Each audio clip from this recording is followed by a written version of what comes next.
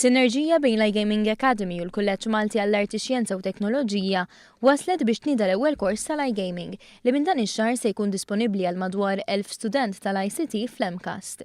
Imdawwar biex jiren ta' studenti prospettivi, Jamie De Bono, il-Managing Director tal-iGaming Academy, spjega kif dan huwa l-ewwel kors tal-iGaming li qed isir f'istituzzjoni edukattiva nazzjonali u l-ewwel wieħed tat-tip tiegħu fuq livell Ewropew.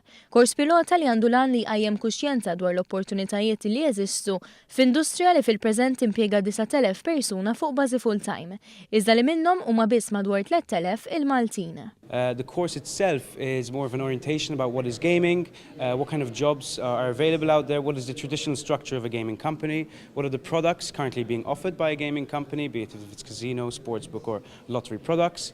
And then it also goes into the different regulatory requirements of what is required from operators if they want to run their products in all these different countries within the EU and outside the EU. Waqt konferenza indirizzata minn rappreżentanti fl-industrija tal-gaming, tal-MCAST u tal-gvern kien spjegat li fil-preżent hemm madwar 1000 post tax-xogħol disponibbli f'din l-industrija.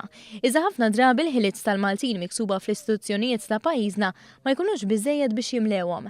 Għaldastant dan il-kors li jimmira li jiżra fl-istudenti qafas ta' ħiliet li titlob l-industrija kien deskritt bħala l-ewwel pass biex daw kollha interessati fis-settur iweldu l-kapaċitajiet meħtieġa. The iGaming introduction course allows them to get a better understanding of what options they have as they go through different stages of their education into actually working. Il-Ministru Evarist Bartolo qal li dan huwa eżempju ċar ta' kif iż-żewġ setturi li tagħhom huwa responsabbli ix-xogħol u l-edukazzjoni jamalgamaw flimkien biex l-istituzzjonijiet edukattivi f'pajjiżna joffru l-ħiliet neċessarji li hemm domanda lihom fid-dinja tax-xogħol.